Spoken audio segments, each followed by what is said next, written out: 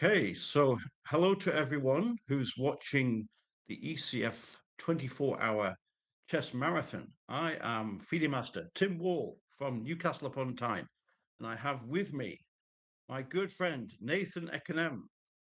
Give a big wave out there, Nathan. So Nathan Hi is everyone. currently in Concert, the hometown of Jonathan Hawkins. And Yes. we have another good friend of Jonathan Hawkins. We have Peter Harker, who is tuning in from Hartlepool. Hello. How is everyone? So we're going to keep you company for the next hour. We're going to talk about the games in as much as we can understand them. We're going to admire the spirit of people who play 24 hours of chess. It's insane to me. And we're going to talk about Jonathan because he was a good friend of ours. So do you want to say a few words, Nathan, to say hello, introduce yourself? Yeah. Yeah. Hi everyone. It's really lovely to be here. My name is Nathan Ekanem. I recently achieved the AIM title, so I'm sure you might probably see that Yeah. on my bar. Okay. I've been playing chess for a long time now. I'm originally from Nigeria. Played a lot of chess back in Nigeria as well. And then I moved to the UK in 2021. And I think I've even played more chess than I was playing in Nigeria. Back home, I was doing a bit more of organizing tournaments, but these days I seem to be playing nearly every tournament. So that's good. So glad to be here. Look forward to, just watching the games and, chatting with you all. Yeah, sure. And Peter, so you were a good friend of Jonathan Hawkins in days gone by, were you not? Yeah, back in the day, before he made it as a player, really, when he was an amateur. Uh, yeah, he was a lovely individual. Didn't have a single bad word to say about anybody. Nobody had a bad word to say about him. Sure. Um, Yeah. yeah, and obviously when he made it, we're all so proud of him up here. Uh, an amazing Yes. achievement, Right. winning the British title twice as well. Sure. Yeah. Yeah. Yeah. And obviously this is for Adam Hunt as well, and Yeah. the family of Adam Hunt. And Adam, I can say from working with Adam, again, a lovely man. And it was a pleasure and an honor to do some coaching at the same events that he was at. Such a tragedy to lose such great people, talented players, and this little stream, raise some money for charity for the Macmillan nurses. It's the least we can do. We're very happy to do that. Let's look in at the games we're watching now. So we've got the game GM Verde Notte, and this is Gawain Jones, of course. Yes. Yeah. Oh, and he's just forked that king and rook, and he looks like he's on the way. The bishop is. Oh, what's happened? The white's going to win. Yeah, Oh I yeah. think this is all over now. Yeah, I think it is. Yeah. Curtains. Woohoo. Okay. So we don't know who Liam Clary is. Who's that? A I'm very not high sure, but rating. I played. I've been dipping in and out of the games as well. And one of the Yeah, guys I sure. played is Liam Carey. And I think that might be Yeah, his yeah, real name yeah. because I checked out his FIDE as well. It was a draw game, but it was really good. I think I had Do the we know edge his real this time. name? I think his real name is Liam Carey as well because I checked him out on FIDE. Right. Okay. And Yeah, sure. yeah, Okay. his FIDE is quite Cool. high as well, so he's definitely a strong Right. player. Okay. Right. Well, obviously, yeah. So we've got here. We'll look at a different game. We've got I am Alex G 2003. Alex Gordon. Can you see that on the screen? Yep. Yep. And oh, that game's over as well. That was Quick. short. Shall we review that game? Right. Let's go and review it. Right. So see how we go back. Ping, ping, ping. I like doing that. Oh, it's one of my favorites. This. You know this opening? Oh, London That looks Jababa. like a Tromposki. Is It's it? the Jabava London Oh, it was, yeah. Yeah. with the bishop f4. Yeah. Mm-hmm. And so King Crusher 99 looks like somebody who's like friends with Hikaru there. Okay, with a rating of like 1616. So brave person. And so it's a Jawava London. Black plays h6, g4. Yes, attack. And then this little line where white sacrifices the g pawn. Take my pawn if you dare, sir. And he doesn't. He strikes back in the center. Good. White Yeah. takes. Not Probably quite sure if that's the playing- plan, playing actually. rook I thought you g1. meant to keep the. And okay, so white's going up for it on the king side. Black sort of got the center here. 2 bishops. Any preferences, guys? Who you like here? White or black? I prefer white. Yeah, I prefer For white. white. Like that pawn on g5, yeah? I love Like it. that pawn on I love g5, it. bishop h3 Yeah. ideas, rook g1, Okay. queen Yeah, d2 yeah. castles. You're longest happy hacking away on the king side. I like black center, you know. Maybe the king will run away to the king side, the queen side, I mean, yeah. Oh, but he's looked at that option. Oh, that's So, crazy. wow, this is brave chess. So h6, just saying, bring it on. Queen h5. Okay, defends. We're going to see a But sacrifice? white Oh. as well is a bit crazy castling onto that side. Right. Screaming for knight So takes no g6 there. sacrificing there. Yeah, I think white's bottled it slightly. Oh dear. Uh-oh. Uh-oh. Oh no. I think white's losing some bits here. Yeah. A little bit going a bit. What's going on? Who knows? Lots of pieces on praise. Yeah. That's got a piece extra and it just looks like winning. Yeah. Why not just take? And then okay, white's throwing in the proverbial kitchen sink. Everything. Everything's going. And white throws in the towel. Okay. So that was I am Alex G 2003. Alex Golding, excellent. The joint winner of Hastings this year, I think, yeah? Oh, is he? Winner of Hastings. Brilliant. Yeah. So he's up there. He's obviously playing lots of games. Should we check out the standings? Yep. So for those people who are tuning in, it's kind of like us, really. I mean, congrats if you've watched all 22 and a half hours or something, but like, if you have, do you have a life? Really? Come on. Do you even sleep? But imagine that the guys on the top have probably played all 22 hours or something close. They must have done. Yeah.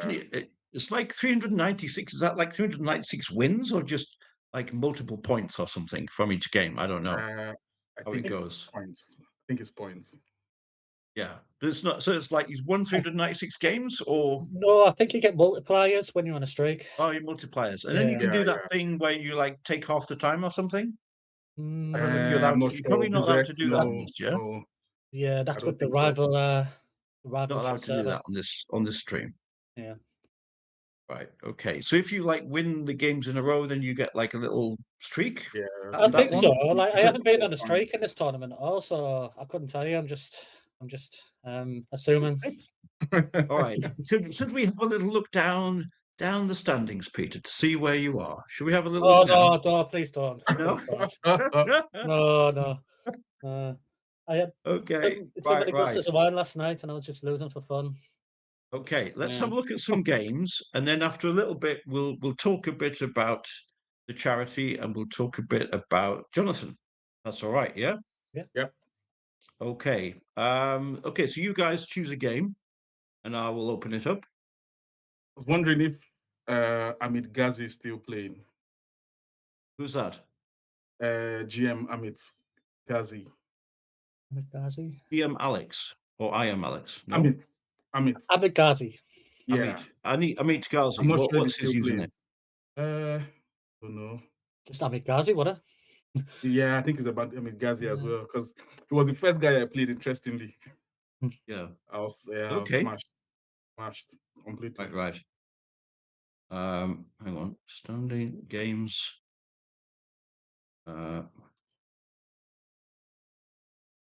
Yeah, should we have a look at where the close will rate?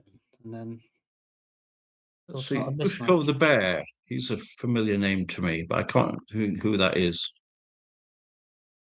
see. Blair Connell, Blair Connell. excellent.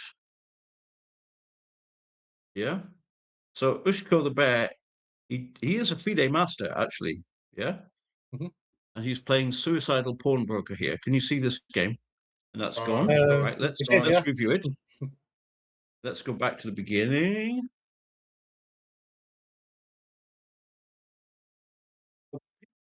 No character. I can tell you this. Oh my God! Why am I choosing all of these like Jabava Londons? So Blair is he did this course with Simon Williams on the Jabava London, believe it or not. Yeah. He's a good friend of Simon Williams. They both live in Godalming, Surrey. Strong player, quite the character. I could tell a story or two about Blair. I'm not quite sure if it's allowed on this channel, but tell a story or two. I'll tell this one. You can dilute it. So Bunratty tournament. It was like just before the lockdown. Bunratty, which sadly no longer exists because the hotel is now a different purpose or something. So Bunratty has a little bit of a reputation as a party tournament, just a little bit, okay? And basically, Blair decided to combine a chess tournament with drinking some alcoholic drinks all the way through the weekend. So there was not a game that I saw him, and I was on the next board to Blair about every game, yeah?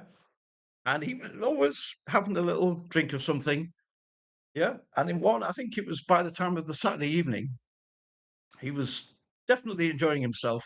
And he went to the bar and he came back to the correct board. That was good. The only problem was he came back and sat in the chair of his opponent, played a move.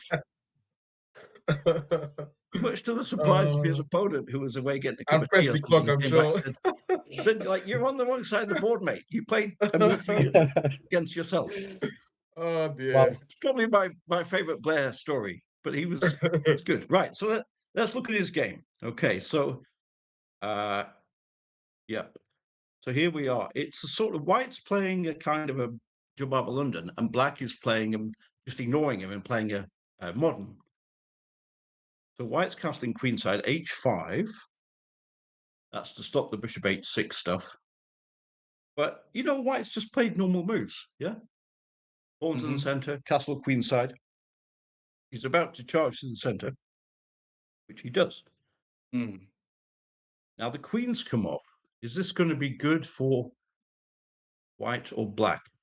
Thoughts, gentlemen? What do we think? 50-50 with this one. Yeah, I think it's still a bit. So queen takes and then knight g4, triple threat on the pawn and then threat on f2 as well. Yes, so but then Black... White has a funky little knight d5. Yeah. And then that would mean that White would be fighting the pawn at c7. Looks a bit dangerous. Black might want to try and keep the queen on d8 so that he can recapture with the knight and then pop it round to e6. Yeah. Okay. I don't know if we dare leave the queens on the board. Are we allowed to move we can move the pieces. There we go. So knight g4, for example. Yeah. And now if queen takes queen, knight takes queen. Now f2 is under threat. So this might be the way to Black to go. But what he does in the game was he takes the queen. Yeah. Knight d7, the same thing. Yeah, but knight d5 is quite. Knight d5 looks very strong here. Boom, here we go. Nasty. Can Black play king d8? Looks suicidal. Yeah, maybe Black just has to castle. That's what he does. Okay, castles. Free pawn going on c7, possibly. I'm not sure.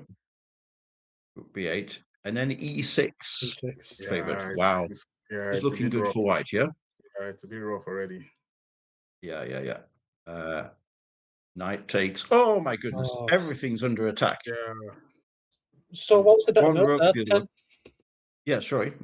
So if you go back a few moves, what was a better move than what you played? It was a way to prevent. Well, you see, I think here taking the queen for Black is bad. Yeah. Right, okay. I'm not sure that this whole system for black see, in the modern, going all the way back there, you're supposed to kind of hang back with that knight on g8, possibly. Yeah? Yeah. Because otherwise bishop h6 comes. Maybe you Yeah. can play a6, b5. That's like a standard thing. But certainly white setup should not be a problem here. So if we played like a6, and if white goes e4, now we're kind of back into normal modern defense stuff. So the plan is basically you keep the knight back on g8 for a while, stop bishop h6, and you prevent e4, e5 hitting the knight. Yeah? All right, okay, You yeah. try and get on with your queenside stuff, like knight d7, bishop b7, etc. So we get like this castle. But where does black go long castle as well? Black will probably just kind of try and wait it out in the center for a while. See what white does. Yeah. So bishop b7, that hits the pawn. White might go f3, knight d7. So let's say white gives it some welly on the king side with h4. And now you can either go h5 for black or h6. But you probably shouldn't let just the pawn come on.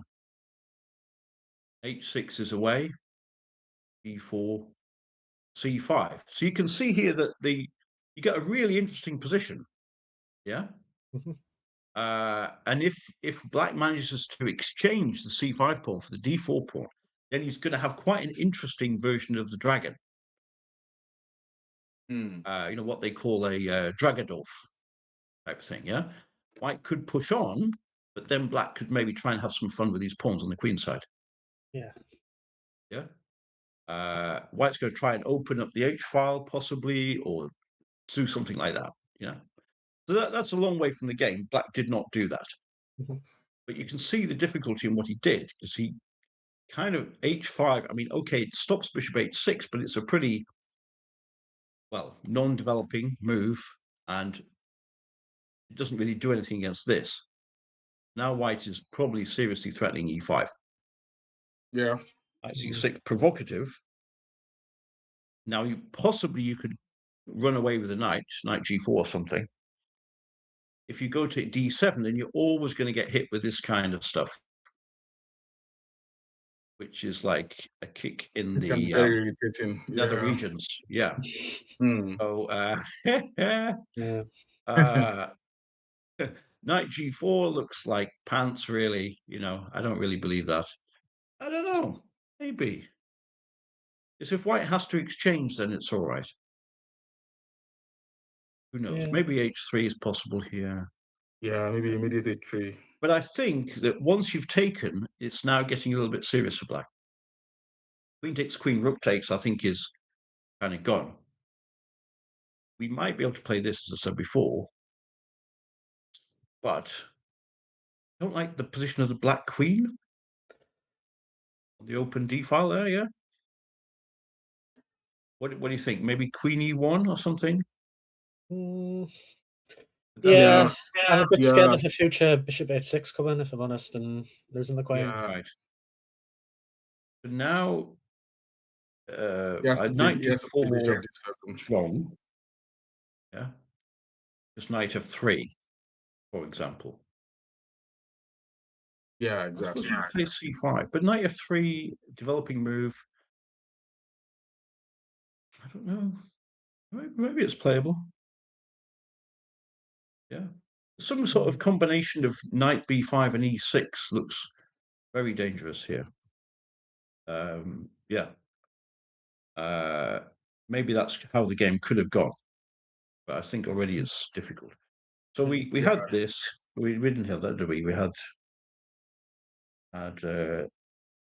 queen takes. That's right. Yeah. And then this is. I think this is just crushing. King d8. So this is the game. Yeah, this is the game, and it's kind of pretty much over. So, hang on, is there some trickery on the h6 diagonal? Oh, that seems like a move. Bishop h6. Ooh. How does this stop that, really?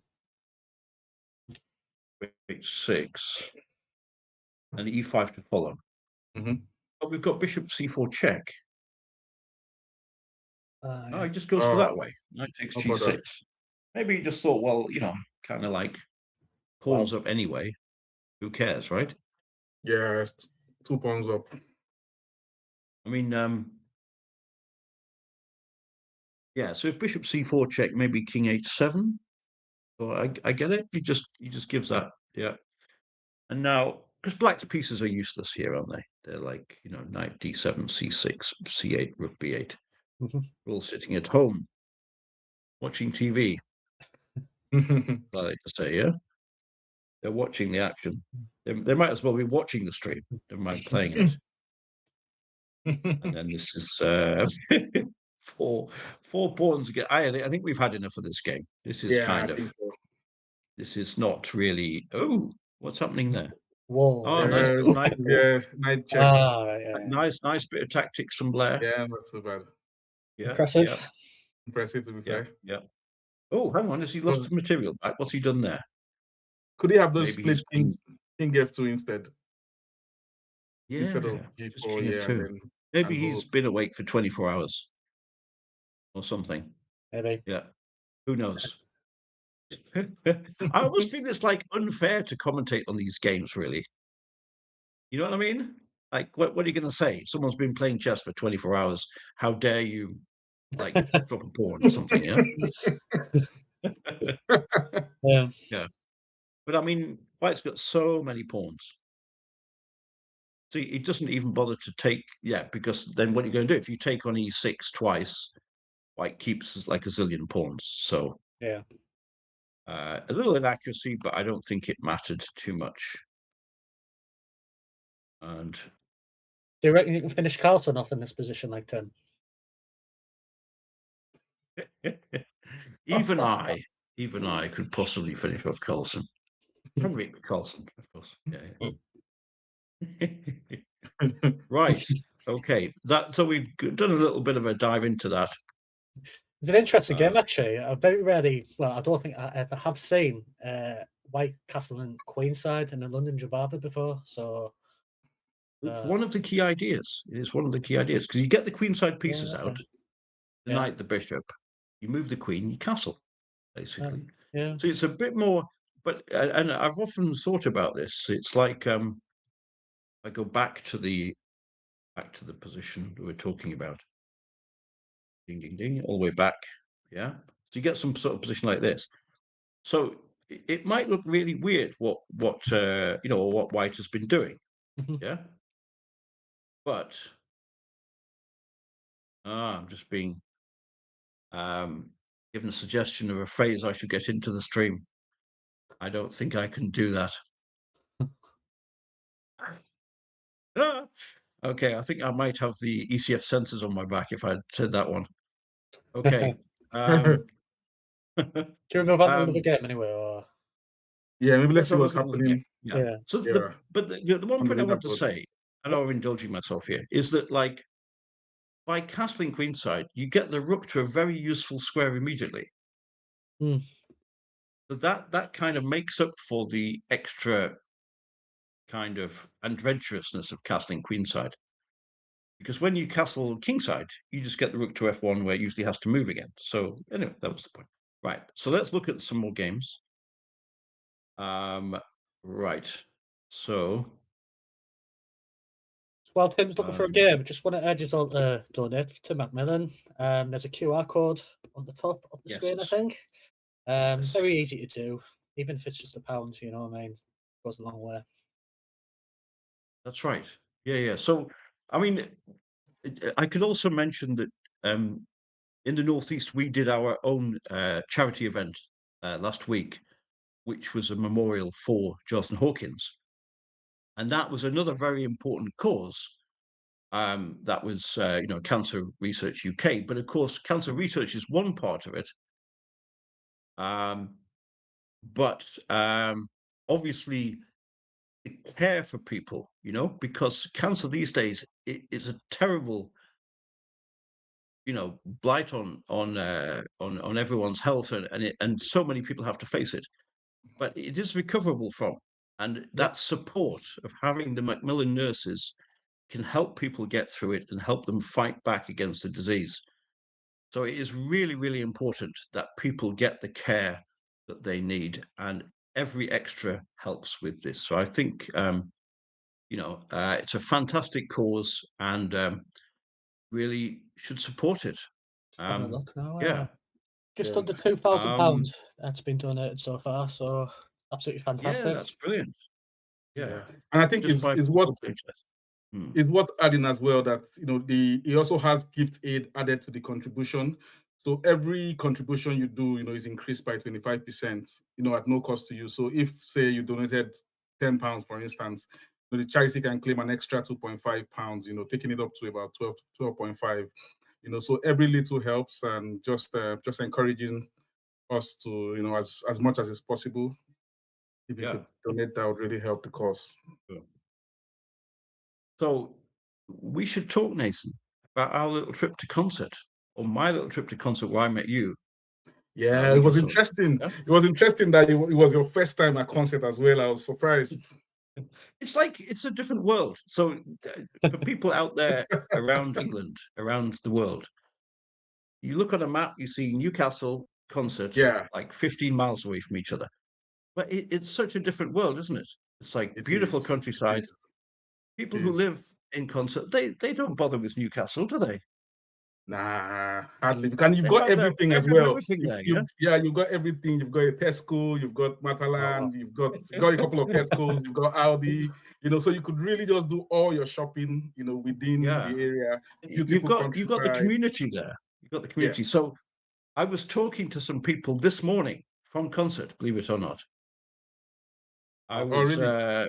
I was down in Yorkshire, and I met this couple from concert, elderly folk, retired.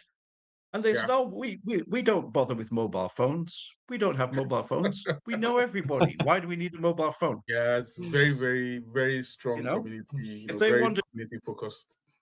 if they want to talk to someone, they just go round to the house, or they call them up on the landline. So they thought, "Oh, we don't need mobile phones."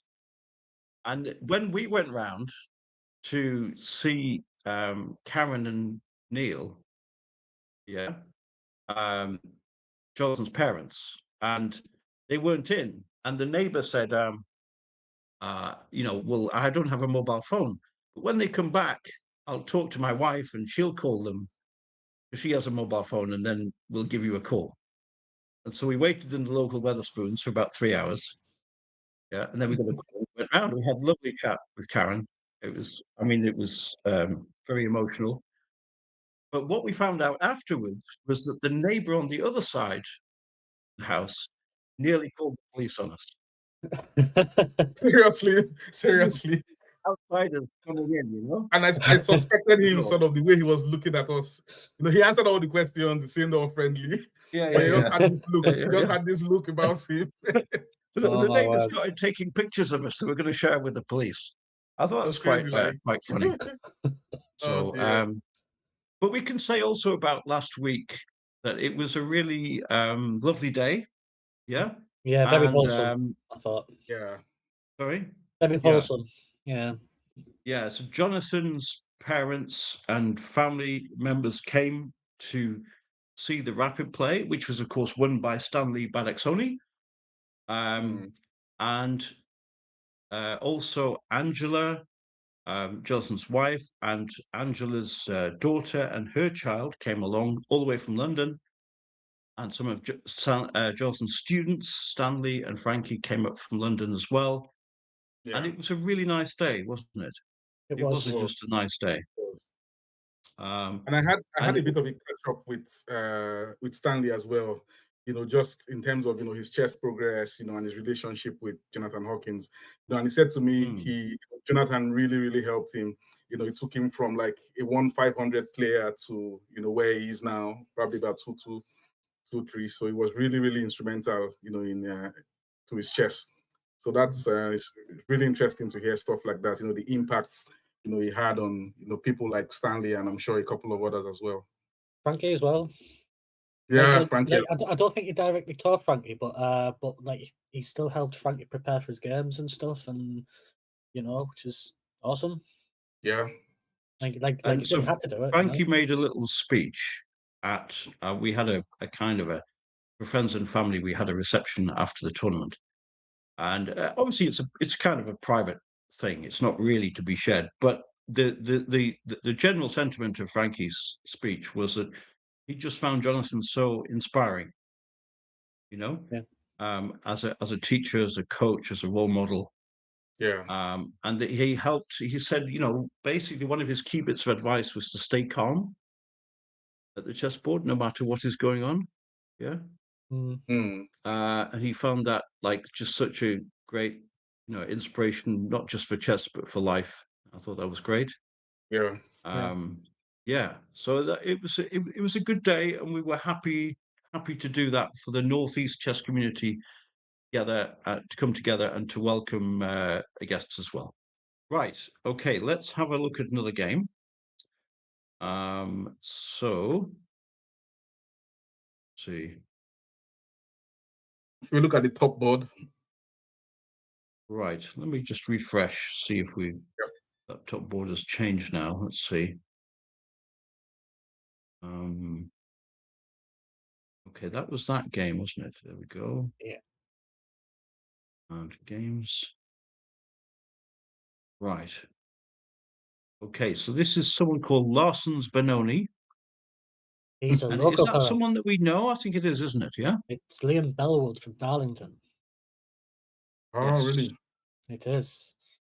Liam Bellwood from Darlington. Shout out to Liam. I think he's been up all night playing, if I'm honest.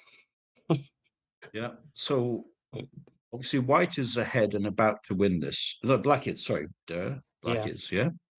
And it's a shame he can't lose the pawn, and then we could be treated to an Arkle special of Rook and Bishop versus Rook. I don't think he's going to do that. I think he's probably going to just win this quite easily. There's king and F1 and then run the pawn, yeah? Yeah, That looks like it. Yeah. Just E2, king takes check. That looks like finito, doesn't it? Yeah. Waiting for the end, and then we can review. Time is ticking down. This is 5-0. So, is it worth playing on a position like this? Rook takes pawn and then try and hang on for a few seconds? I don't know. I think for the tournament format, it would be better just to resign and then you can get another game started and try and get more points. Exactly. Yeah. It's all about whether you want to, sort of maximize your points, if that's what you're really going for, if you're trying to just enjoy the games, I suppose. Right. So let's go back and look at Liam's game. All the way. Yeah. Oh my goodness.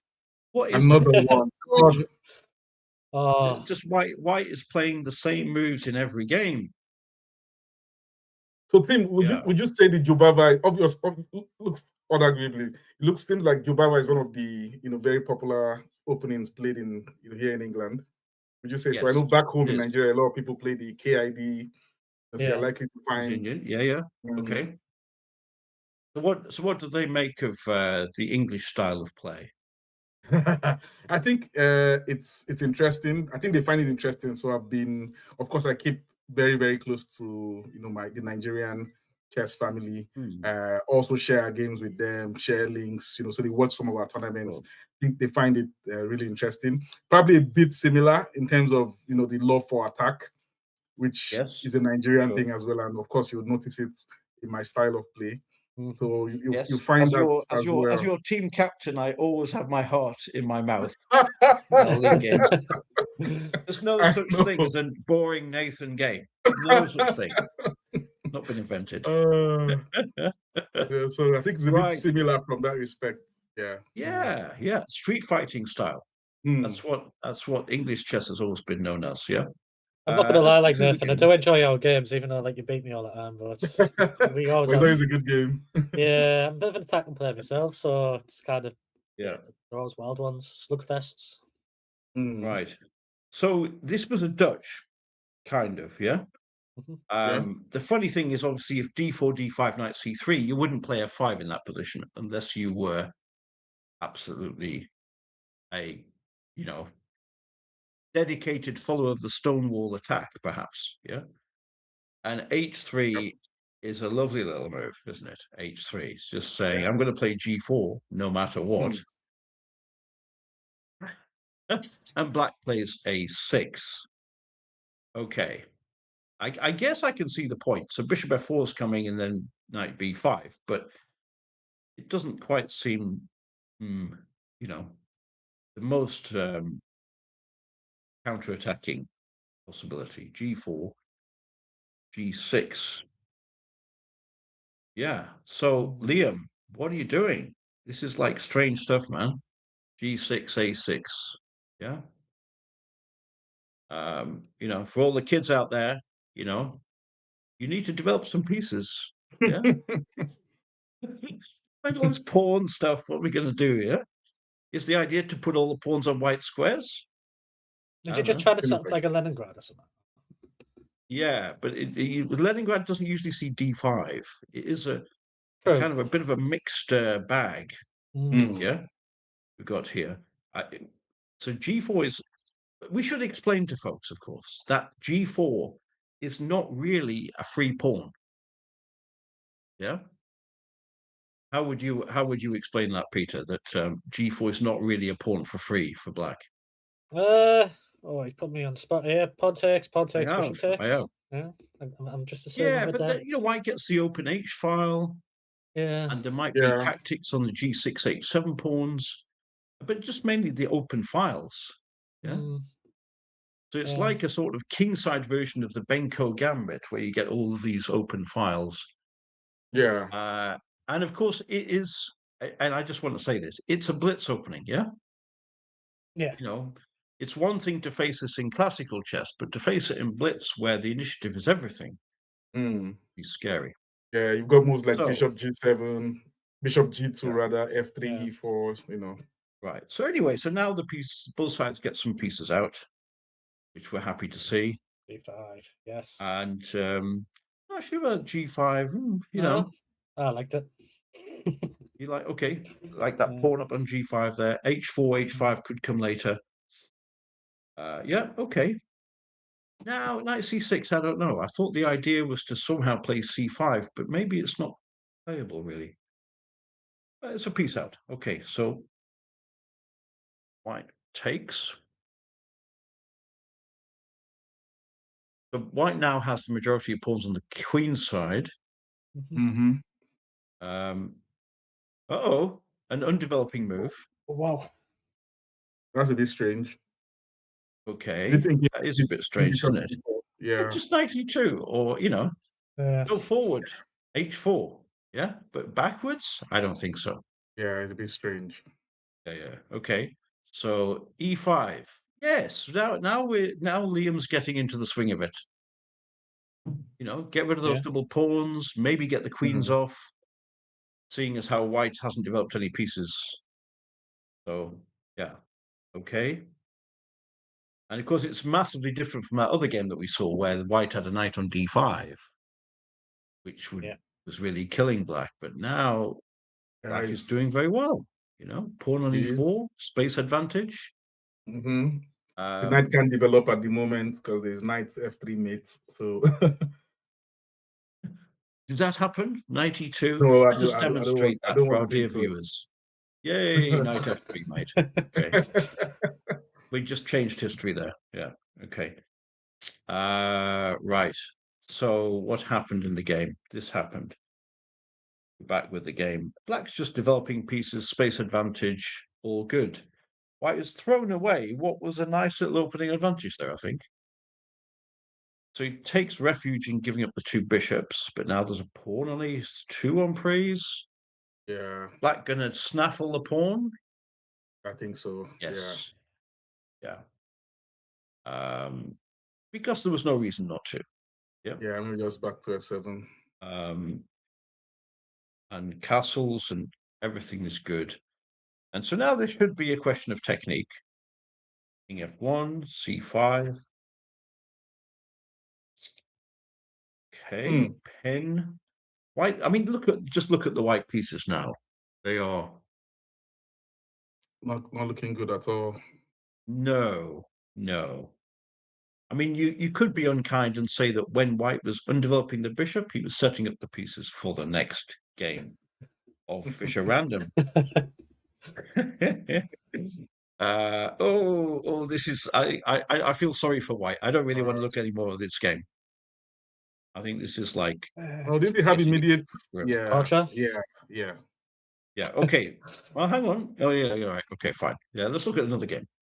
All right. So well done to Liam Bellwood for some good play there.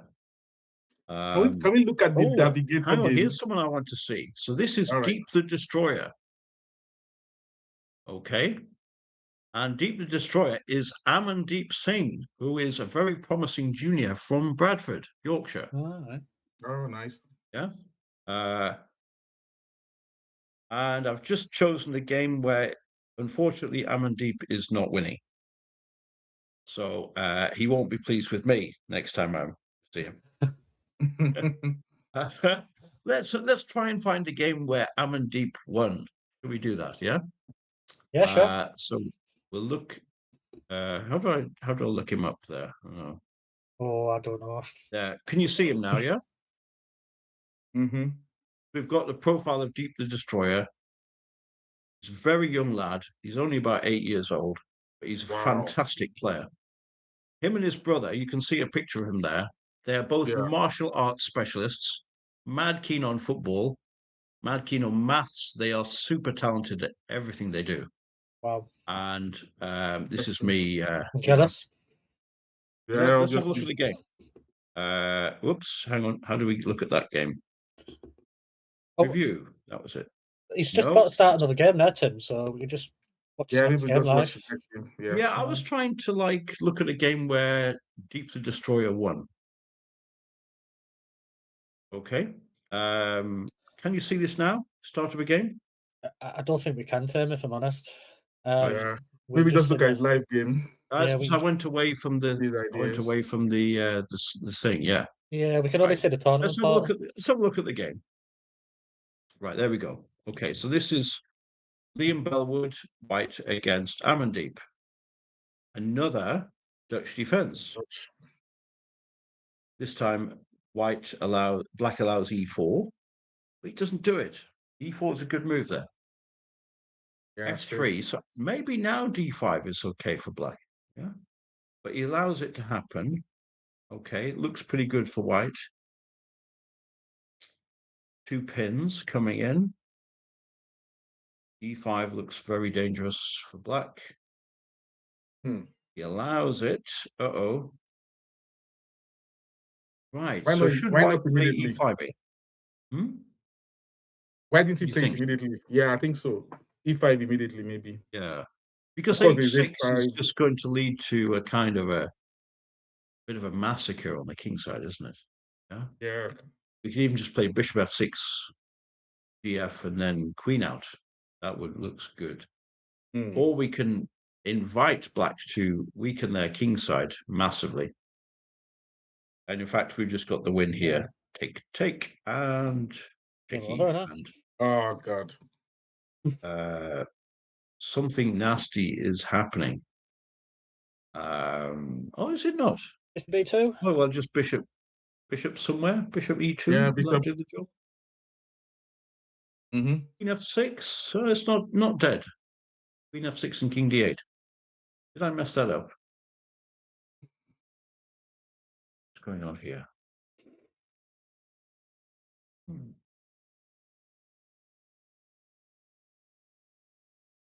Well, I mean, at the very least, we could do Queen H5 check, yeah? What about knight F3? Knight F3. Queen takes F6. That could sort of survive. I like to bring the king out into the open. Yeah. Are you familiar? Right. Okay. Right. Let's go back to the game. So H6. Right. So black has really just weakened the king side, and this is going to be a bit of a massacre, unfortunately, for Amandeep on this occasion. Yep. King is looking a bit weak, very weak, but survived somehow. Yeah. Yeah. And he's Like got it's the definitely. threat Oh, but on. there's an a pawn going, Oh dear. Yeah, then he's got the center. and Takes then stakes. but the rook and the bishop are too strong, possibly. Rook f7 would have been good. But white winning. Black threatens mate. Stretching the mate. The cheeky. G3, Yeah, a G3. bit. Why Oh, not G3. G3? Come on. Yeah, G3. G3 Oh, that was wins. crushing. That's G3 crushing. wins. Oh, yeah. That could Yeah, have been a crushes. spectacular win. No, Yeah. G3, rook check. Rook check, Oh then no, takes rook on G7 check. You're right. Yeah, Yeah, of course. Rook G7 check. Well spotted. Well spotted. I'd better just donate my FM title to you, mate. I'm playing rubbish today. Okay, and black is checking. Oh, it's still trying to set up a little net around the king, but Yeah. going on. Yeah, it's not happening, is it really? It's just ending up with lots more pawns. Yeah, Laura. And then Over. that's yeah. Okay, right. Let's go back to the games. The games. Yep. We kind of refresh there.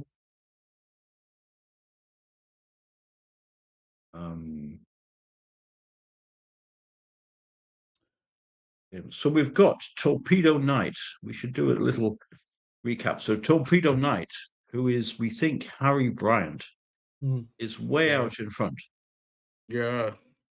114 wins out of 132. That's crazy. Yeah. That's crazy. Right. 132 games of Blitz. Yeah. That's like times 10 minutes, if you say. About 55 points ahead. Let's see how many hours this guy has been playing chess for. So that's like 1,320 minutes. He's been playing for more than 10 hours. No, 20 hours. 20 hours. Impressive. Yeah.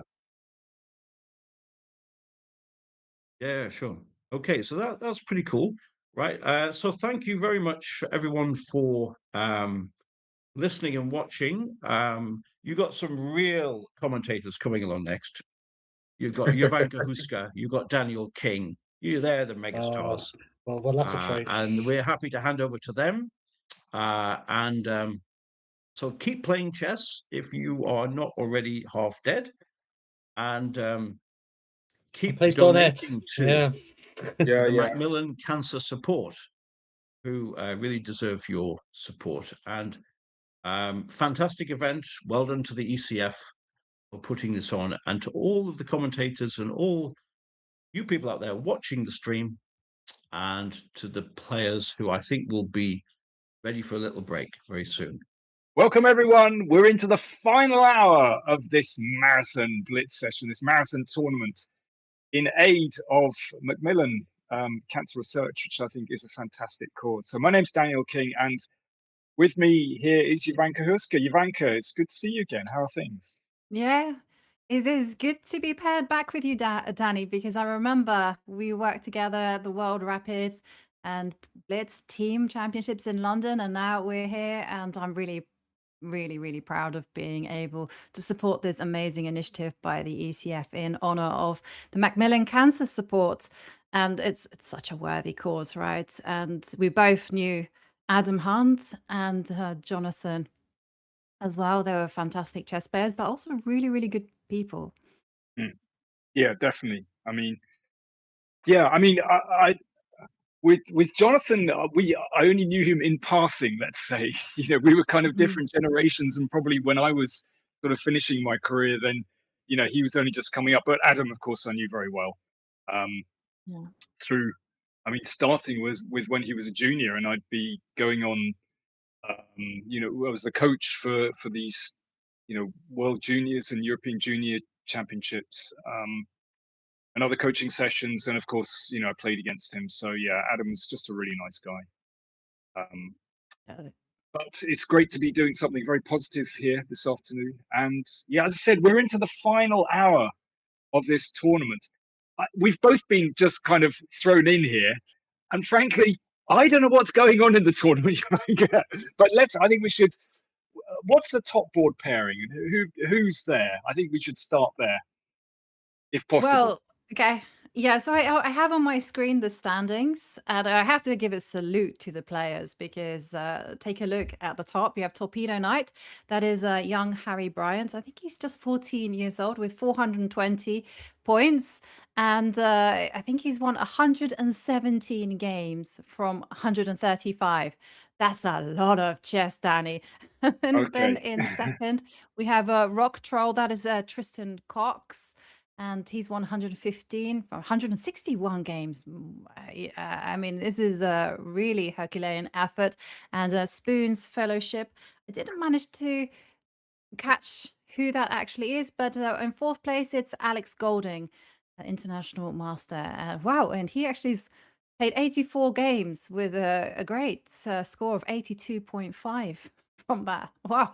I mean, it's still pretty exciting because it does look like Torpedo Knight is running away with the event, but it's a kind of really interesting system because the more games that you win consecutively, like this, the more streaks you collect, the more points you get. So if Torpedo Knight just stops playing, maybe Rock You might fall asleep. Who knows? Well, yeah, they've been playing for hours. I mean, I'm not going to do the maths. I think a big shout out to the guys beforehand, Tim and his crew, because they were doing the maths on how many hours of chess these guys had been playing, and it was a lot. Have you ever played a Blitz all-nighter? No. No, I think the only thing I've ever done is maybe 3-4 hours or a Blitz event, and that's probably 6 Jovanka, you're a hours, lightweight. right? You're a lightweight. Completely. No, I've done Blitz all-nighters, and it's kind of interesting. By the morning, your head's spinning, absolutely spinning, and it's actually very hard to kind of come down from it. So it's just a kind of fascinating experience, actually, mentally, apart from anything else. Listen, why don't we look at Torpedo Knight's game? Seeing as he's the man in the lead, I think we should look at his game. And let's see how he's doing. He stopped playing for a little bit, so I have Rock Troll. Oh, hang on. Well, there's no live games at the minute from him, and I did have Rock Troll, but then it just disappeared from my screen.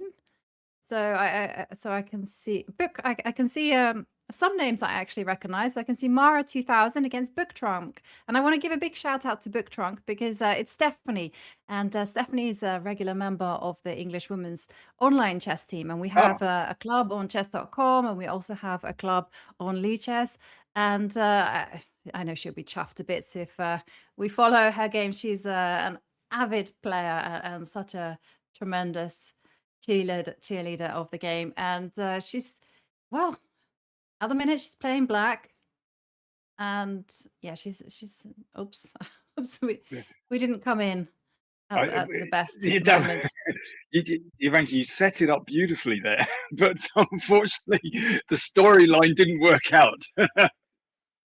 Yeah, well, that's a pity. Well, okay, it's a pity, but it happens. So pick another one. Okay. Go on, pick another one. Yeah, okay. I should mention to everyone that Jovanka is at the controls here. I'm just kibitzing. Thankfully, I don't have to press any buttons, which is for the best because things could get very messy. But Jovanka, I have full confidence in your technical abilities. Yes. Okay. Well, I had found one from Alex Golding, and I thank you for the trust, Danny. Okay, so who's who? Normally, I'm not allowed, I gotta say, when I'm doing chess commentary. Okay, so someone else will take it. Well, yeah. Okay, so Alex is playing with white here. Is that right? Yes. Or yeah. Okay, He's let's. playing with white, and his king is a little bit shaky. But hang on a second, isn't there a rook a8 business? Yeah, I think I'd like to go for that one. And the king's going Yeah. to come up to b7. Then the next rook comes out. King, the king might be okay. And then we've got queen c3. Yeah, this one isn't going to last too long. Yeah, Wait, this He's one. gonna block, Look, but then the bishop will come and join the party. ooh, yeah. It feels very forcing, doesn't it? I think this one isn't going to last too long. Yeah, looks pretty good. Yeah.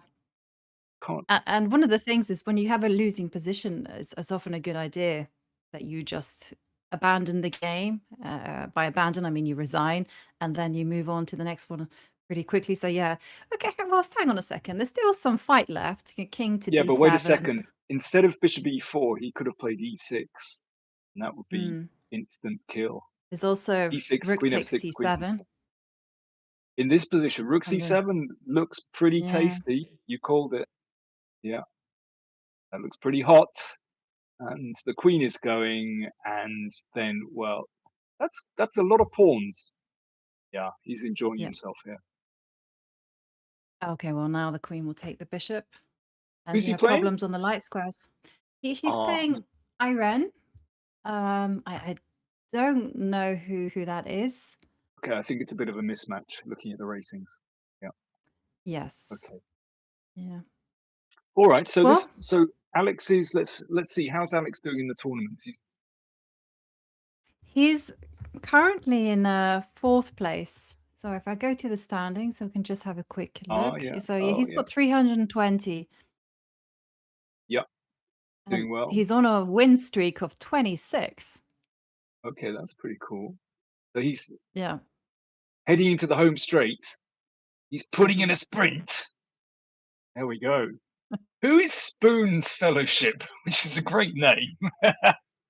Okay, let's go and check in on that. I did want to check in on Mrs. Marple, who Okay. I think is Sarah Delisle. Oh, really? Yes.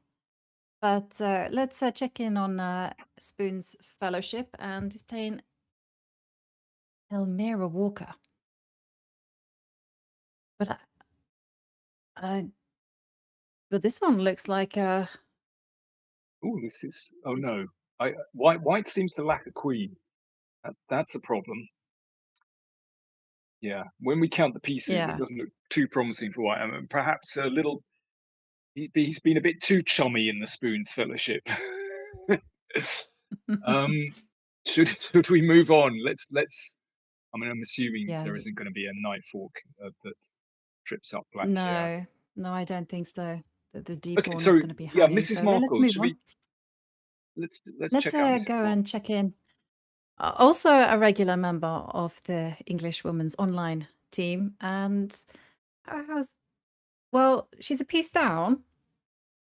And okay, well we've just come in at the final moments.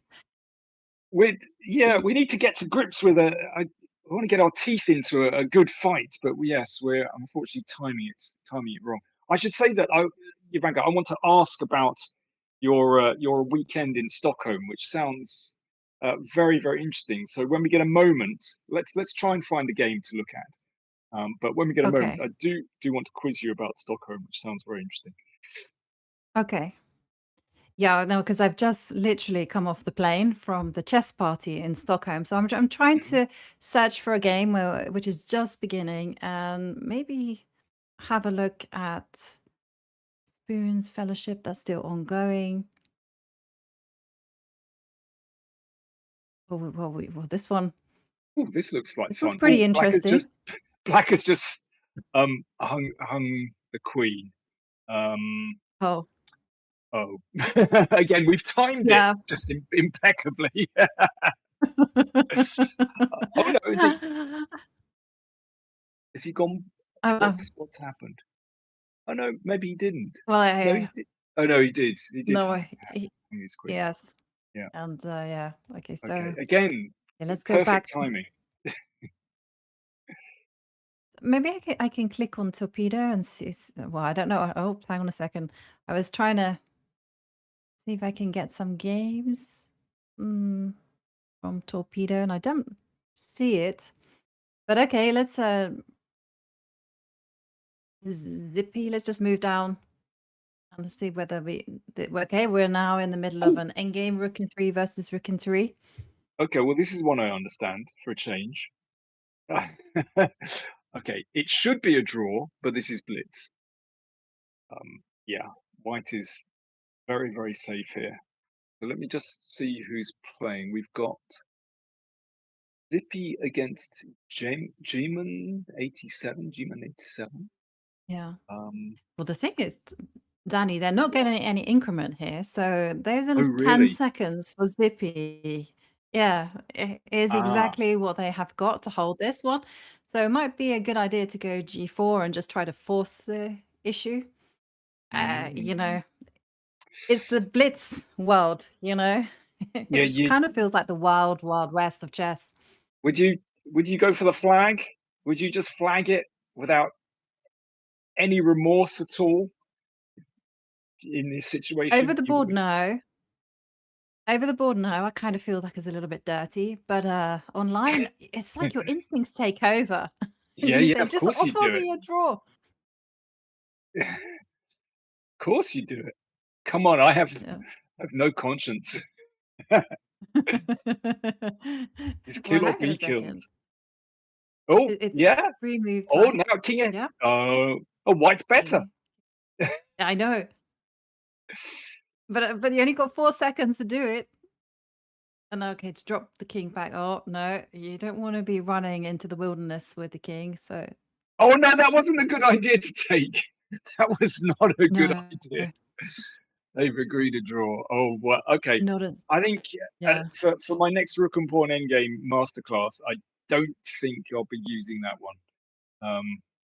Anyway, it's Blitz and it's all a bit mental. Yes, Okay, let's completely. Let's have a look at. I was trying to find Torpedo Knight to see whether we could catch them in action, especially because it's the final 38 minutes. But I'm not getting anything. Maybe we go into Bob Sparkles against Queen Junior. Okay, well that's sort of a proper game. I mean, white should just be winning, I guess. Rook's, oh yeah, okay, Rook A3, yeah, seems okay. Few technical issues. White's king isn't very good. Bishop E5. Yeah, I don't think black is doing very well here. No. Pawns are just rolling. I'm afraid that bishop needed to be posted somewhere better a bit earlier. But yeah, white is storming through here. Oh, but only 9 seconds left. 9 seconds left. Oh, okay. Well, now you have to. So basically, white. So basically, you have to pre-move. Black one. There you go. In spite of being a rook down. This is dirty stuff. I tell you what have I got involved in here? Shaking my head. Okay. Okay, we have another one, more normal, and this is hang on. This is Nigel Towers against Aardvark. I clicked on the wrong game, but okay, this looks like a draw. I understand. Considering that white's knight cannot move, then it's going to be impossible to do anything. Oh, maybe you bring the king over and then you get the knight out. Oh yeah, king e6, then bishop c3 stops the knight coming out. Yeah, still a draw actually. Yeah, no, he should put his bishop on c3 because that stops the knight moving. Because now the knight can come out to e4, and then I think white will be winning once the knight comes out. Yeah, it's the a5 pawn. That is the target. You just I would have thought so. Deflect the forces there. Actually, even the g5 pawn. Everyone's got plenty of tires. Because you can play knight e5, oh, you even target the king on f5 and take on g5. This is completely winning for white now. Yeah, knight d3 to e5 and king f5. Completely win. Very nice. So there we go. Yeah. Okay, well that's quite an interesting game. There's a lot going on there. Who's playing this? So I know that white is Nigel Towers. Okay. He was Aardvark is. Well, an ECF director, and Aardvark, I'm afraid I don't know. So I will hang on. Rock Troll. I have a game from Rock Troll is currently in second place. That's Tristan Cox. Okay. And Let's have a look at 361. this one. So So white play. Beautiful bishops. White's pawn up, but that might be irrelevant. Yeah. Bishop b2, as you're pointing out, would be you can point out can just be bishop a2. just move the rook, right? I Oh, think okay, it's but just- hang on a second. What about this one? Bishop takes rook. I mean, is the a pawn just home and dry? Maybe not actually. Maybe he's rushed it. Knight c4. Okay, one. Oh, rook. Oh, that one as well. Oh, that's a good move. Mhm. Yeah. And rook a3 and yeah. Okay, so now white has very decent winning chances, I would say. Yeah. I mean, Start normally. advancing. Watch out. Rook c1 Yeah, okay. in the I air. spotted that. Yeah, king f1. Okay, I'd have put the king on f1, but anyway. Yes. Now, yes, this is an issue because okay, that's a good move because king e2, bishop f3. Okay, so theoretically, rook and knight against rook and bishop with 4v3 is very good winning chances for. Well, I mean, I would even say winning for white. Yeah, he should start with g4. You need to start with g4 Mm-hmm. to cramp black's pawns. Yeah. Yeah, now it's not so clear with a pawn on h5. I would still bet on white winning, but g4 is a better move. Cramp black's pawns. Yes. You've put, Okay, it's also Jovanka, a I'm sure problem now you've to played. mobilize them. Oh, okay, that's interesting. He's exchanged rooks. I don't think that makes a Yeah, difference. that one. What do you I think? wasn't so sure about that actually, because I was going to say with the rook still on the board, the bishop can kind of zoom into e2 and f3 is kind of potentially very weak. And here white just gets that free hand to start making those small improvements. Definitely. Yeah, definitely.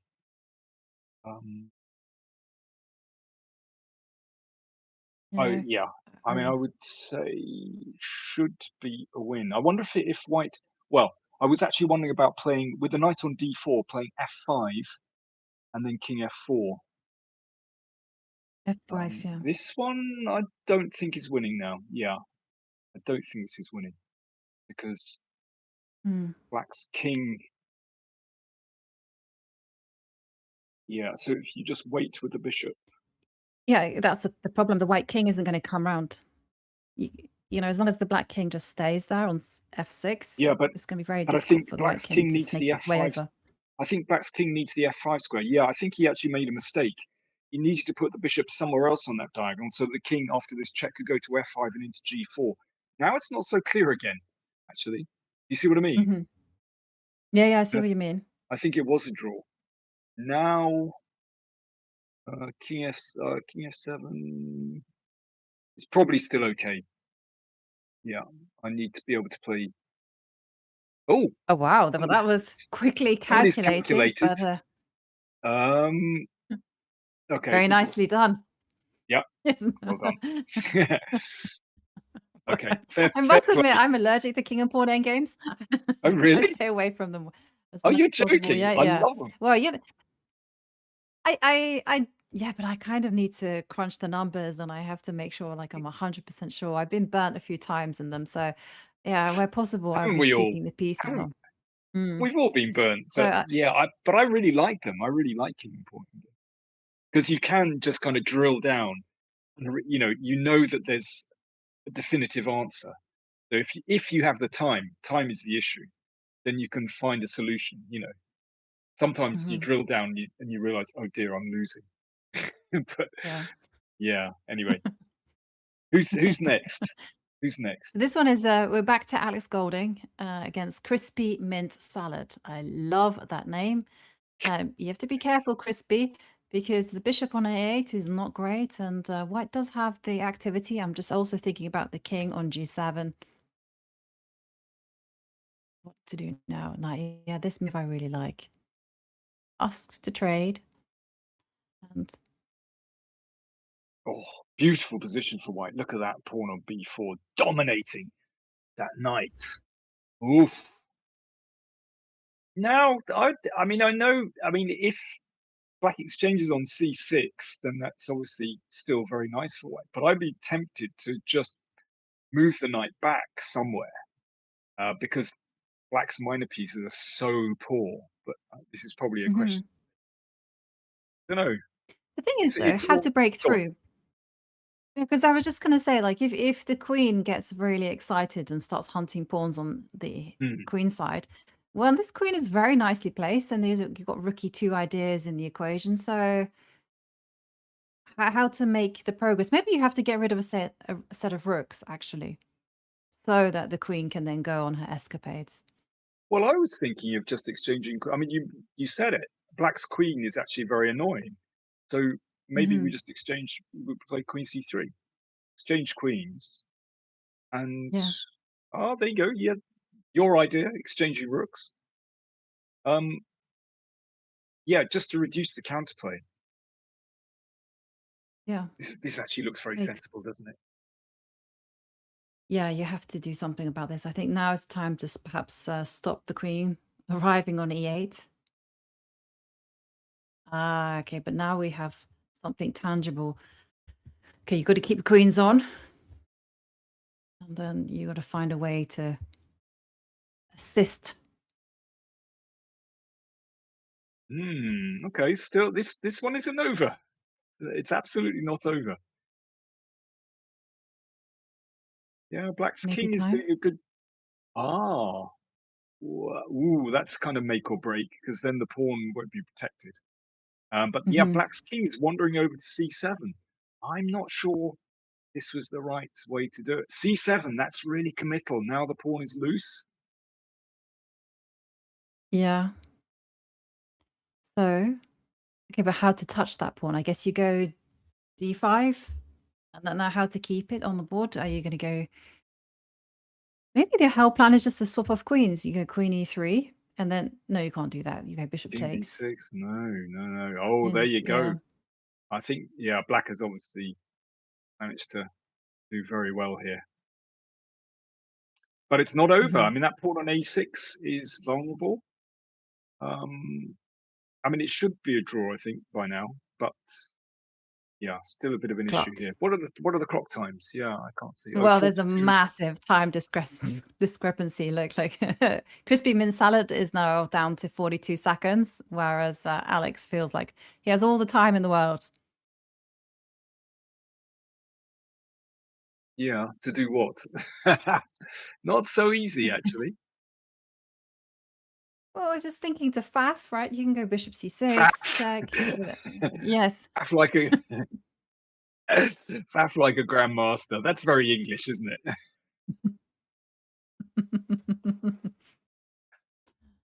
Right. You know, you don't have to reinvent the wheel. You throw in a few checks. I was thinking making moves like king to g1.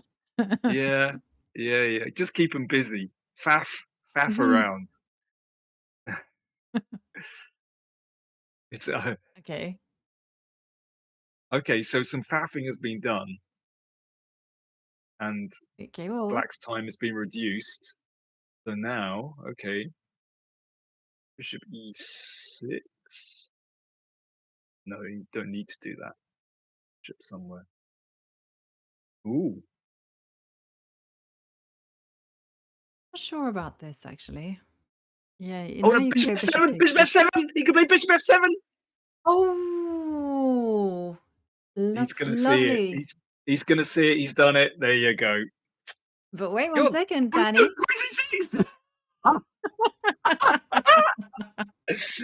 Oh, and it stopped queen e8. Stopped queen e8 check. Oh my word!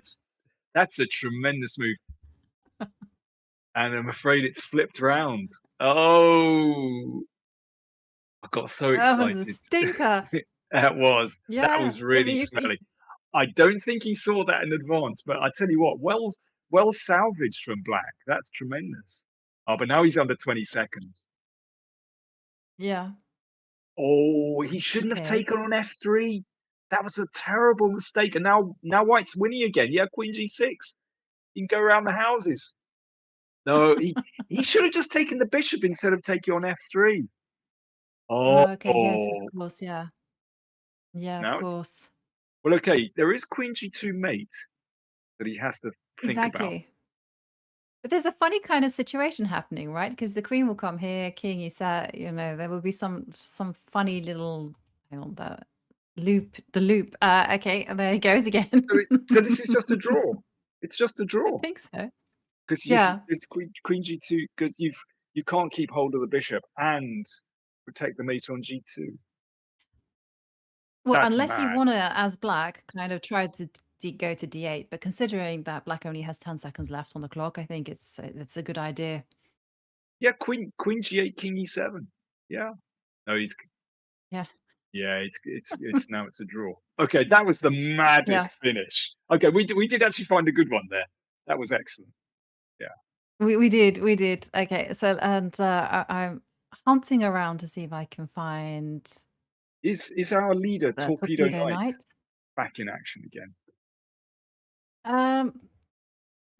From the standings, I'm thinking that it's not moving, so I don't think he's playing. He's playing anymore. Okay. So So does that give Rock Troll a chance well, let's to have a maybe look. catch up? This is the game. Now, who is Rock Troll? Trolls against. Maybe. That's Tristan Cox. Oh, sorry. So Yeah, we had that already.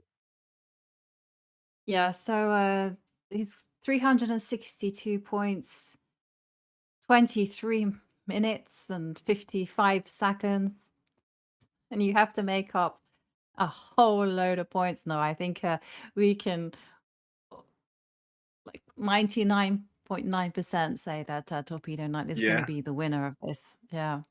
So Torpedo Knight is just he's in the clubhouse already, basically. I'm thinking Maybe he's asleep.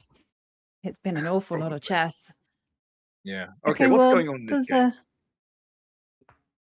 Well, it's looking nice for Rock Troll. I mean, I like the outside pass pawn. I'm not liking the fact that knight c1 is coming and this knight on a4 is without squares, actually. It can only go to... Maybe you can throw in a knight b6, okay?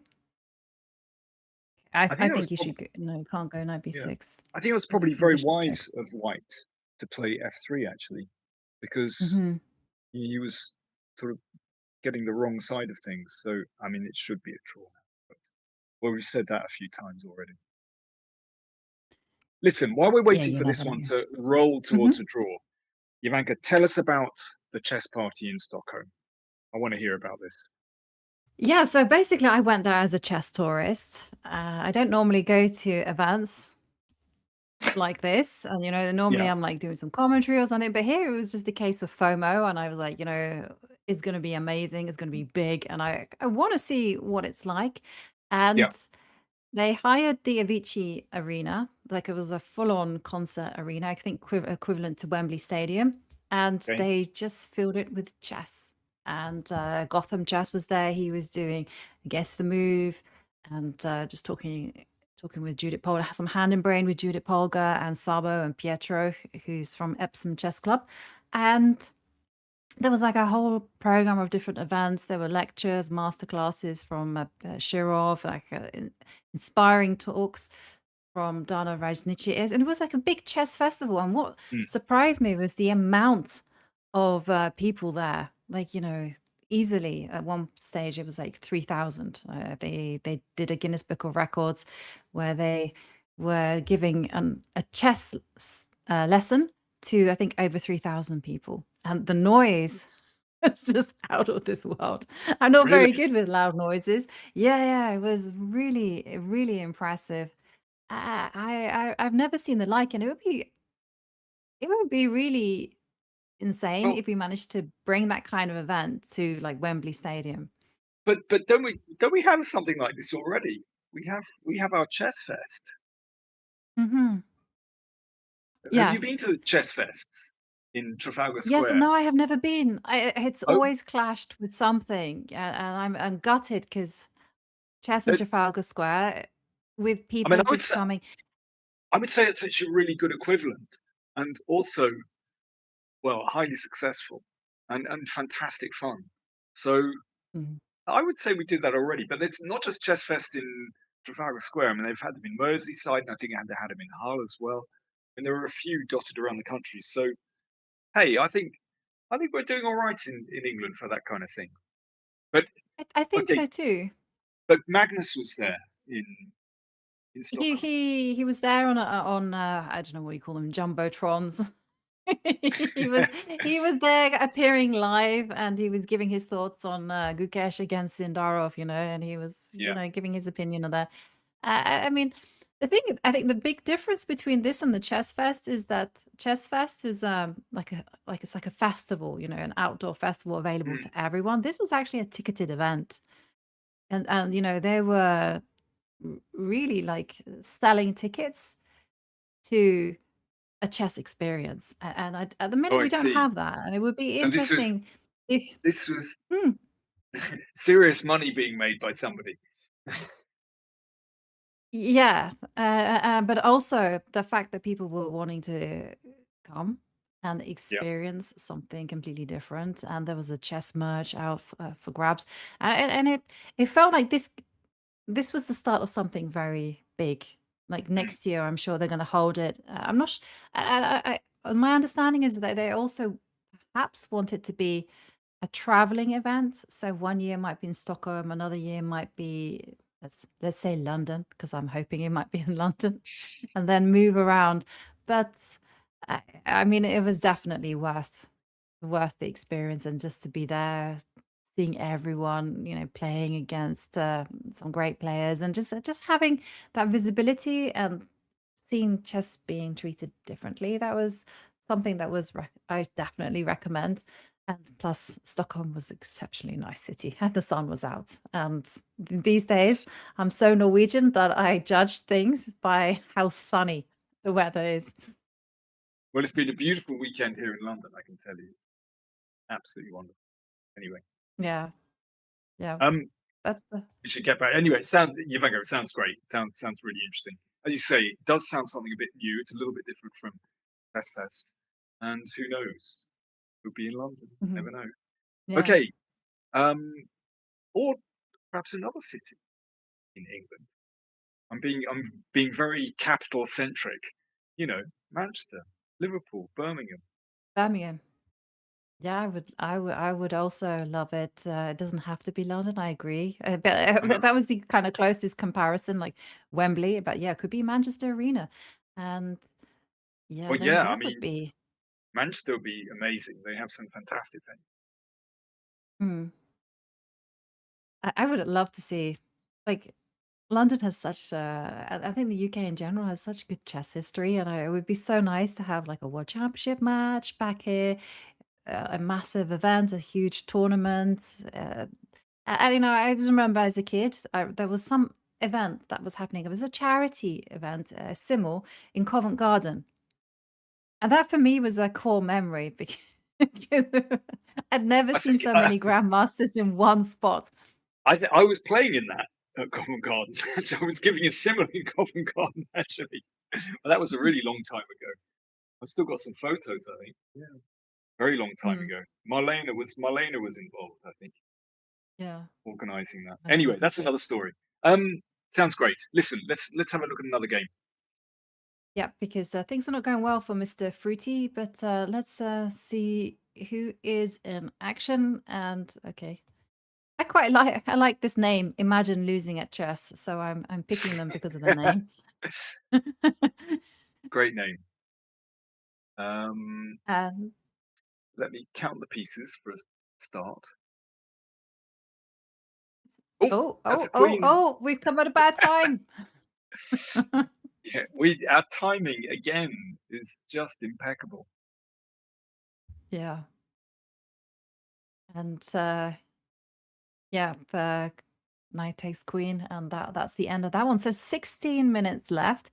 And okay, so people in the lead, let's have a look at the standings and let's remind ourselves. So Torpedo Knight taking a pause.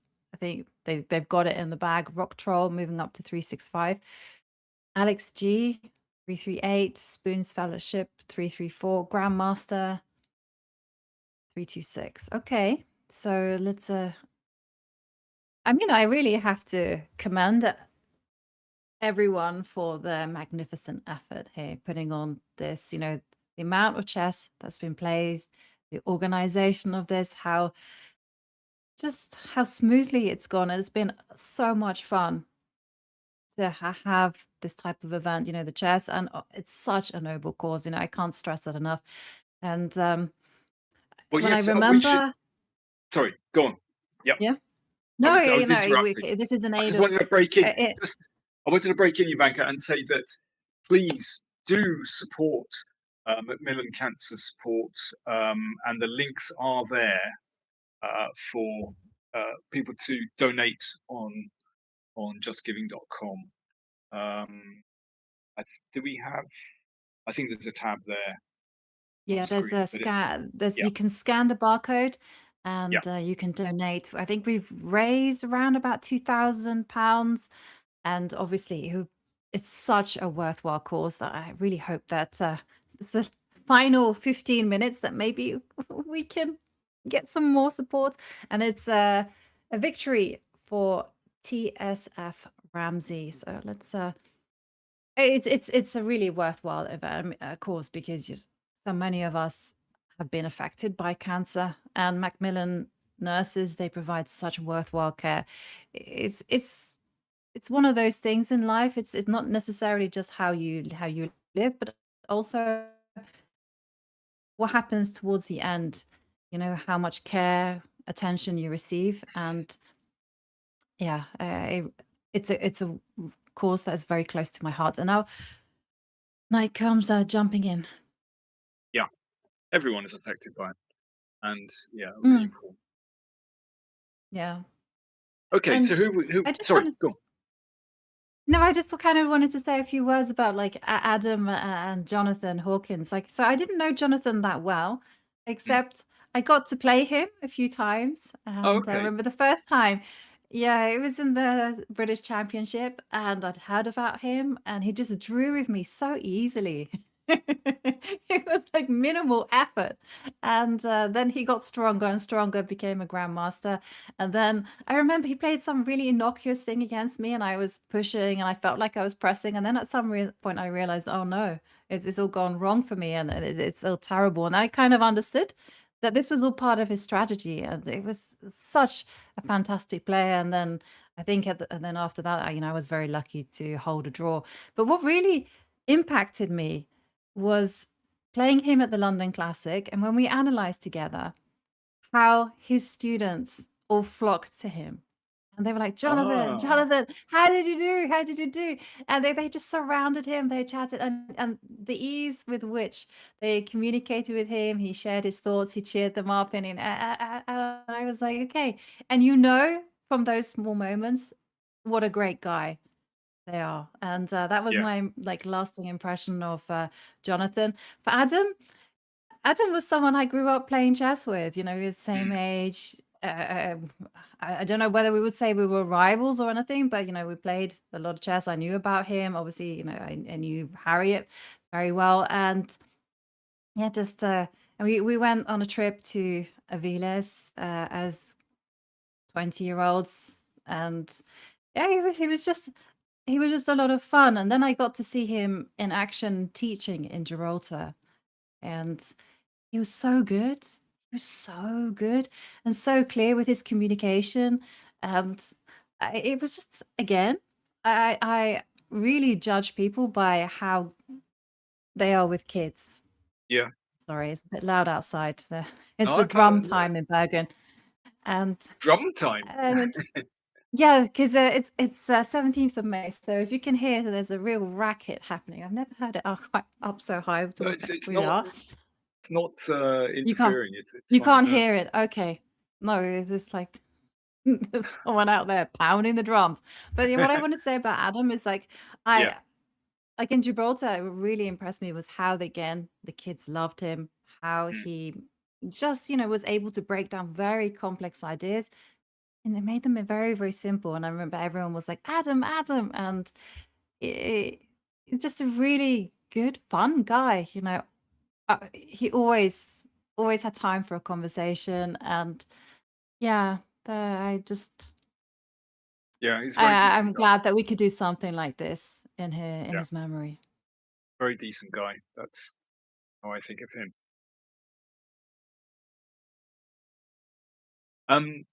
Yeah, Adam, as I said, I remember going with him to sort of junior tournaments actually, and yeah, nice guy.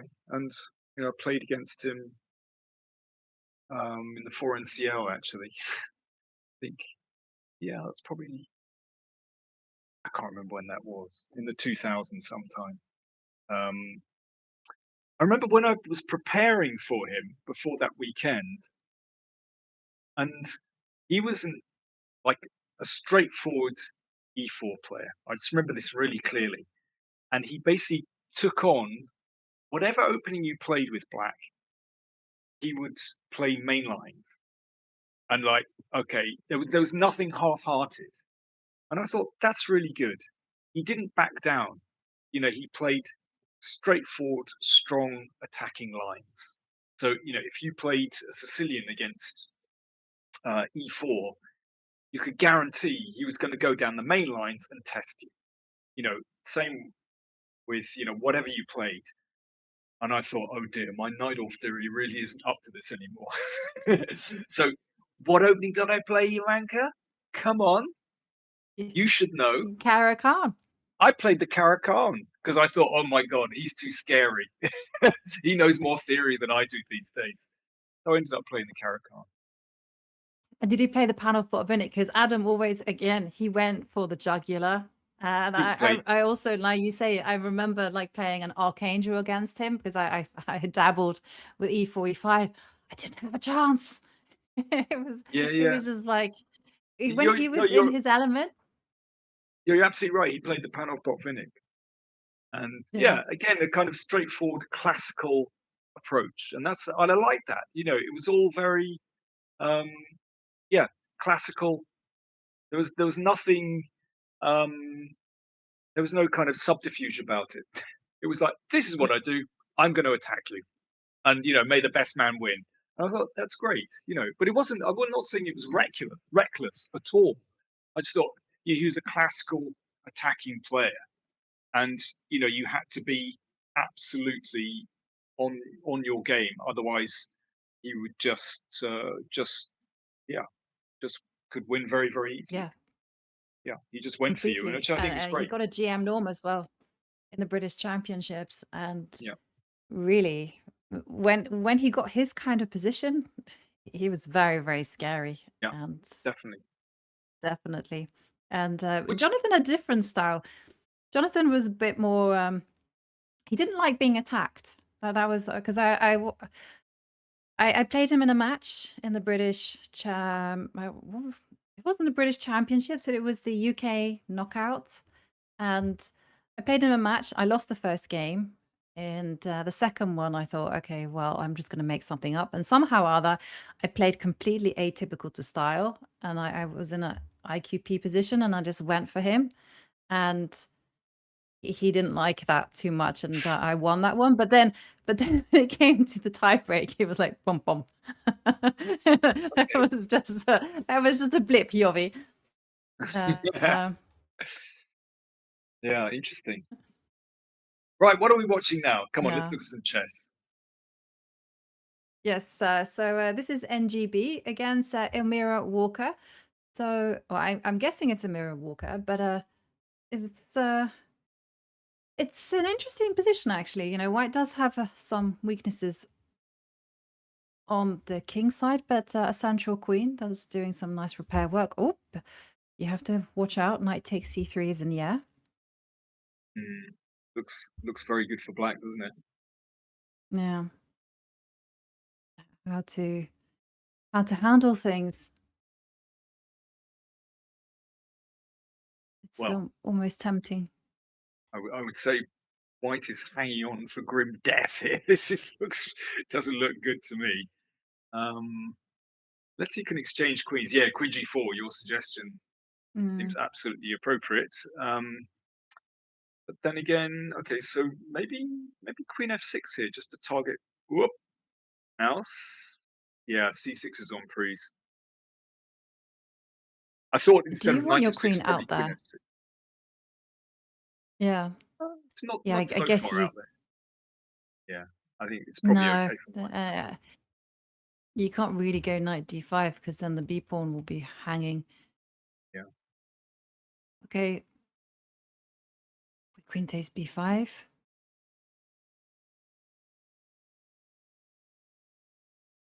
And When we stop talking, then I can just about hear a drum beat in the background.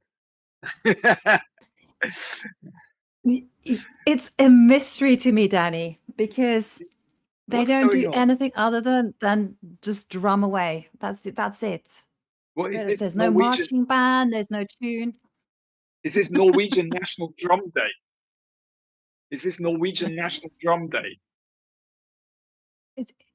No, it's basically a thing. So 17th of May is the national day Oh, for I see. Oh, Norway, okay. and they celebrate their Right. independence. I think it's from Sweden, and there, what happens is that the people come out. The kids come out. There's some corps, and they play the drums, and they just walk around Bergen going dun dun dun dun dun dun, and it drives me crazy. Really? You don't like it? Yeah, because there's no tune. I like my tunes. And like if Join the party. if Join the there was some party. music. Yes. Get your own drum. Hit them back. Hit them back. Yeah. Well, I'd be in there. I'd be in there. I'd be in there, Jovanka. I would just be going for it. yeah. They also play God Save the King. I don't know why they do that, but they do some very strange things. But by the way, you and I were under 4 minutes. Everything will finish in 4 Oh, minutes. under 4 minutes. Okay, so we should just take a very quick look at these standings in these final few minutes.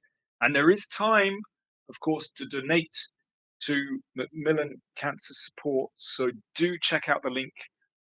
And as Jovanka said earlier, there's, I think, over £2,000 has been raised, which is brilliant. But it would be great if we could add to that. Just going to have a look at the Just Giving page. Hang on a second. We've cleared 2,000, so that's good. I mean, it'd be so good, right? If we manage to get it to 2,500. Just having a look now. And then, one of the great things with Just Giving is that you can also gift aid it. So your £10 becomes something a little bit more, and that's only applicable to tax resident players. But it would be so good. 2,500. It's such a worthy cause, and it's such a fitting tribute to some fantastic men, Adam Hunt and Jonathan Hawkins. Can't find the link now. I'm just going through crazily. Anyway, It's I've got it here. It's for those of you who are analog like me and unable to scan the code. It's www.justgiving.com/page/chess. That is going to get you to the page. Just hit the give now button. Just donate as much as you can, and like any little bit helps really, because it's that much of a support. Or you can also scan the QR code, which is happening right now. You can see that QR code. You can scan that one, and it will also take you to the link. But really, every little will help. And as I said, Adam and Jonathan were really great. Some great people, great players, and fantastic men. And they are very much missed. So I think it's a fantastic tribute. But also, as you mentioned earlier, cancer is something that affects all of us. If not directly, then indirectly through friends and family. And that's why it's such an important cause support. There we go. Which, listen, we should finish on a game of chess. We're getting into our final minutes now. So if we could find one game to finish on, that would be really brilliant. I've got it right in front of our screens, Danny. It's between Plymouth Argyle and GM Norfolk. Good And name. great name and great game of chess. And there, Andrew Brett. Oh, Andrew Brett. Okay, so GM Norfolk is Andrew Brett, And and who's Plymouth Plymouth Argyle. Argyle? I don't I'm know. not sure. Anyway, Plymouth Argyle. Oh, it's a draw. I would take white in that position, but maybe there was an issue. Perhaps, It's fine, quite possibly. perhaps they wanted to get an extra game in, but the timer is officially down to 0.00. What an effort, Danny. What an incredible 24 hours of chess we've had. And at the top is Torpedo Knight with 420 points. That's just 14-year-old Torpedo King. What a Torpedo Knight, sorry. And then Rock Troll, that's Tristan Cox, and Alex Golding in third place. And wow, this has been a fantastic effort. Yeah, congratulations to them. Yeah, it's Harry Bryant, who's Torpedo Knight. So well done to him. And well done to everyone who took part. Yeah, well, there've been a few of these marathon sessions organized now, and I think it's a really good way of bringing the community, English chess community together. So hopefully we can put on more of these in the future. And yeah, I'm very happy to play a very small part anyway. So what are you up to next, Jovanka? What are you doing next? More commentary, tuition, Yes, playing? Doing some commentary for some Chess Kids events, and I'll be in Norway Chess, and I need to get my chess gloves back on and get back in the ring, and start playing. It's been a while, and yeah, just chess is so fun to follow, to watch, to play, to cheer for absolutely everyone. I was doing some stuff in the candidates, and it was super exciting. In the end, it was not really clear who was going to be winning the women's candidates, whereas Sindarov just surprised everyone by just winning the event with one round to spare. And I'll be there. I'll be also playing online with my English women's online chess team, so I'll be trying to just come out and play a few games and just cheer the girls on. And I'm very, one of the things that you said there, Danny, that really stuck with me, and I just kind of want to drill down on it. It's so nice to see the English chess community come out for an event like this, and I see so many nice initiatives happening. Just now, I was in Stockholm, and I was with Zoya, and Zoya has created the London Women's Chess Club, and there's a whole league happening for women, and we're seeing more and more people get into the game, and it's fabulous. It's really fabulous that everyone is using this game to connect with people, and that's really the best that we can ask for from people. Good stuff. Yeah, sounds good. Are we wrapping up now? I mean, what's the story? I think the games are over. Yeah, but